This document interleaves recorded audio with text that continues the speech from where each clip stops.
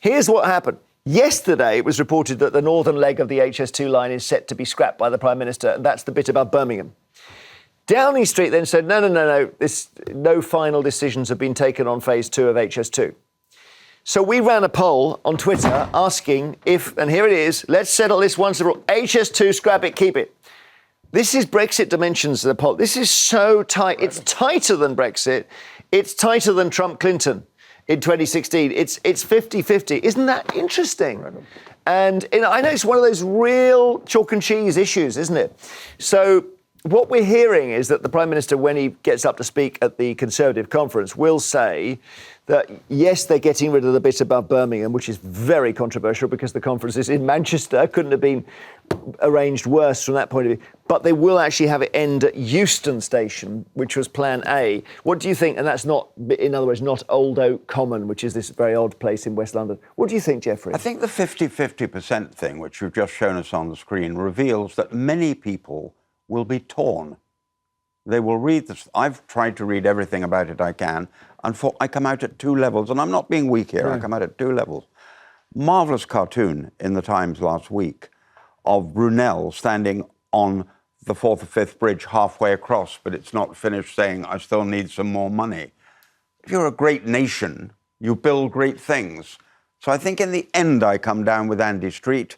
I would like to see the job completed. But I understand that in the age we live in, when money is short, this is a very, very expensive project. It is, but then we're reminded that the French did their fast-speed trains in the 70s, Japan did theirs in the 80s. Yeah. Here we are in the 2020s. We still can't build it. Yeah. Let's talk to anti-HS2. But before you run us down in that way, don't forget that we produced Concorde before the others. Well, it ended up... And we produced so many other things before the others. Concorde ended up flat on its back in a French hotel. That's where it didn't get much further. It was an amazing innovation that was then canned. Innovation. But it's gone. It wasn't fit for the 21st century. What do you think before I go to our next guest? I'm just shocked that you can quote for a job. This isn't like a new conservatory. They quoted for a job. We knew what it was going to cost. Even if it goes vaguely or just, slightly above what that cost should be, we should have still been able to manage that. It's out of control. And the fact that it's still not finished, I don't understand. It's like a metaphor for the party that we currently have in power at the minute. It's just another thing that they started and didn't finish. Yeah. Over-promised, under-delivered, and people are feeling really let down. It would have created so many more jobs, 22,000, I believe. But at the same time, the businesses that would have been able to benefit from this, it would have been incredible. I see your poll there, but actually the poll that has been printed that we see, there's a lot of indifference because it doesn't affect everyone, and that's such a shame because this, as you said, was started. Okay. Just finish it. Let's just take a look at the sort of geography of this, and I think what we need to do, we'll start with a picture of the world and find Birmingham on it.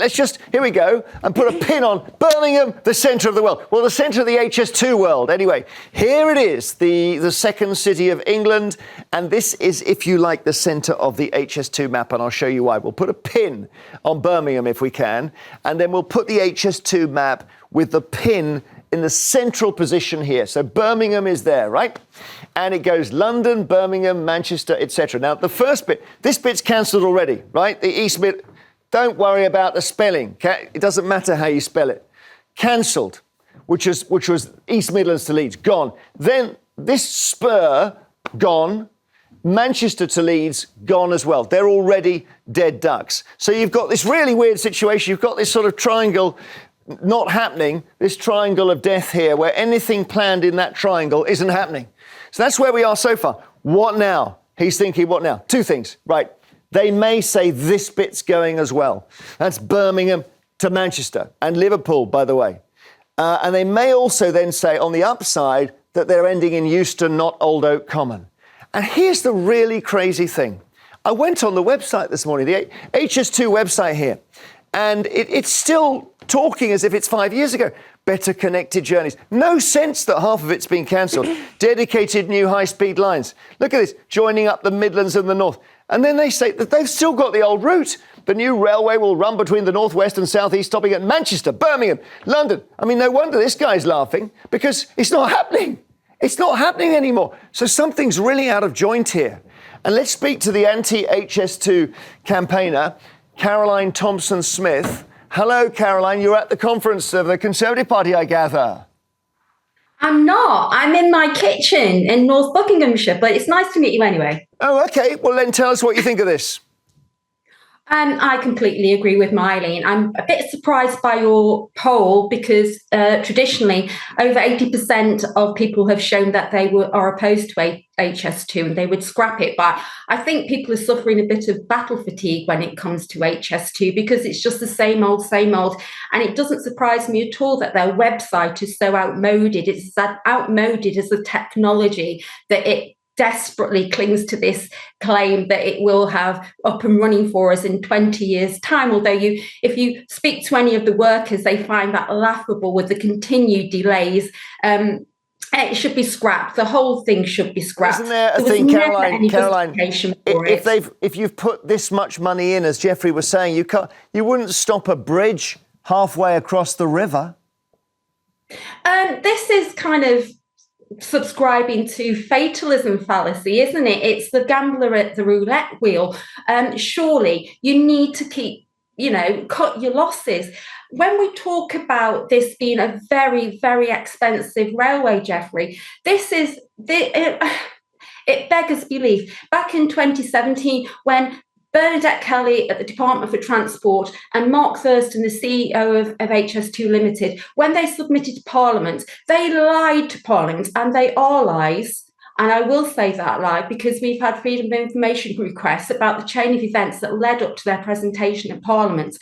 They lied to Parliament about the budget. And even then, it was the most expensive railway line. And that's when it was a third of the estimated cost that it is now. Are you just upset because it's going over your back garden, if I can put it like that? Well, actually, it isn't, Jeremy. And I'm not upset just because of that, although I do know many of the people who are directly impacted. And yes, the thing that really grasped me about HS2 was the massive human impact that this horrendous project is having. But it's not just about the human impact, although those stories are really stark.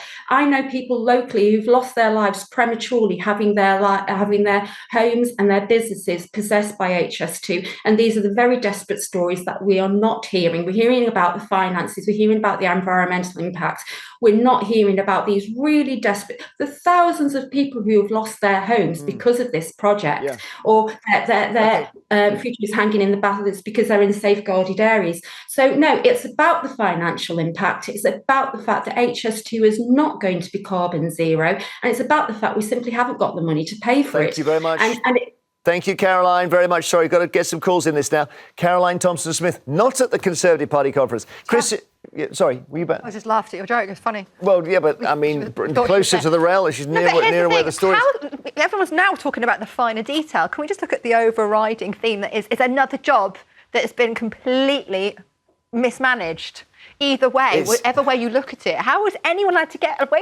You couldn't do. I think the answer is it's not like somebody painting your house where they say they're going to do it for 3,000 and in the end it goes up to 10,000 because that's essentially it was 30 billion, it's gone up to 100 billion. How is it? And the answer is that when the civil servants give you the project, they haven't given you the end spec of it because they just want to get cracking. So during the project, they're varying various specifications, and every time they vary anything, even the colour of the train seats, the costs go up. And that's what I know what you mean. But no job is I've never known them to go down. It's absolutely nothing can work that way. You should just say we're paying you what you quoted us, and that's it. Chris in Manchester, do you think we should scrap it? Absolutely, we should. The very seasoned Peter Hitchens made a great point about this over the last couple of days, and he said the need for speed to travel across Britain isn't the same as it is in places like France, Spain, Germany, where the distance between the major cities is a lot greater than the 200 miles from Stockport to Manchester. Stockport to London. I used to make that journey regularly. Let me tell you, 125 miles an hour, the Pendolino.